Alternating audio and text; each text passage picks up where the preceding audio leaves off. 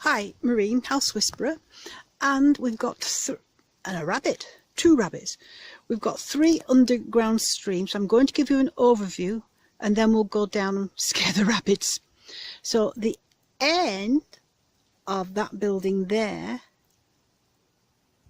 to right across here is the first one. And then if you can possibly see the purple ones where the rabbit is, just by that bush, that's the second one. And then the third one comes across here. So, and none of them carry detrimental energy. That's fabulous. So this is the first one. And you will notice that the land has a lot of rush. And you tend to think of rush being on rather damp ground. However, this particular stream is only 7 feet, I don't do meters, below ground. Okie doke.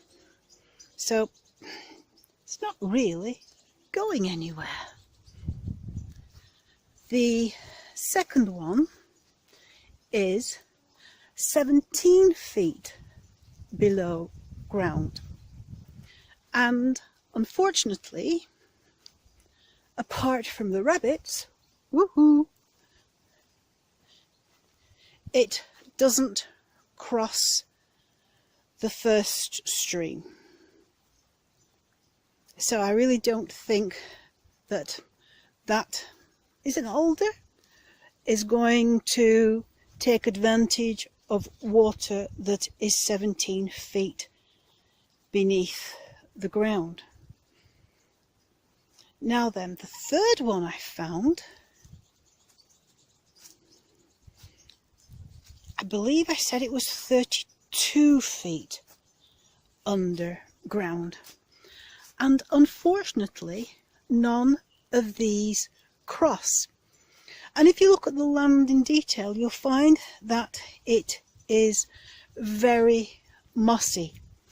So I've actually forgotten how to douse the volume of water passing through these streams during a dry summer. And I've also forgotten why you can get these streams on the top of a hill. I think it's got something to do with the earth being basically round and rotating. I'm going to have to find out and put that into the write-up. Hi, Marie, House Whisperer, and we have a 4th underground stream on this property. And at this point, I estimate that it is 37 feet underground. Now then, in a little minute, you will see that I haven't been thorough, because this underground stream goes down the terrace, obviously, into the lawn there, where I previously traced 3 other underground streams, but I only checked that boundary line and that boundary line. So we'd better go and see what happens down there. If you remember, I was bemoaning the fact that there aren't any underground streams crossing each other, but I was wrong. So if you follow that line that I had from the terrace, maybe you can just see my marker over there, and that comes down to, where are we? I can't find it. That one there, in that black piece of wood, and it follows, where's my finger? I seem to have lost my finger. This line here, the inside line, the football crosses, I'm being overrun with ants. Well, there's a crossing point. So the stream I mapped out yesterday, which had a depth of 7 feet, is here, and it goes right back to that rose in the pile of bricks. This new stream, if they'll just stop eating me, goes from that blackened stump, curves round through that football, and, believe it or not, goes down to that second football. And this stream is now 30 feet below the ground. And that second football crosses the stream of yesterday, which goes to maybe that tree trunk.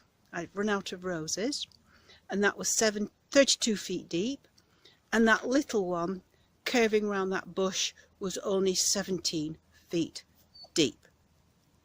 Okay, so let me try and make this a little clearer for you. The stream at 7 feet deep skimmed the corner of that building, came through these pile of bricks, and came round this archway up to that tarpaulin there. So from the tarpaulin through the bricks to the corner of the building is the 7 foot deep stream. Now then, looking at that here, the rose in the charred piece of wood goes through that terrace and onto the chippened area where we were sat, and this stream follows this line here, and this line here goes past the football and past this clump of grasses, and this stream at this level is 30 foot deep. Okay, this one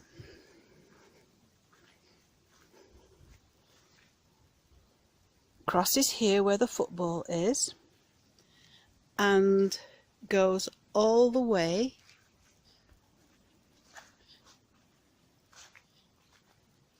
to,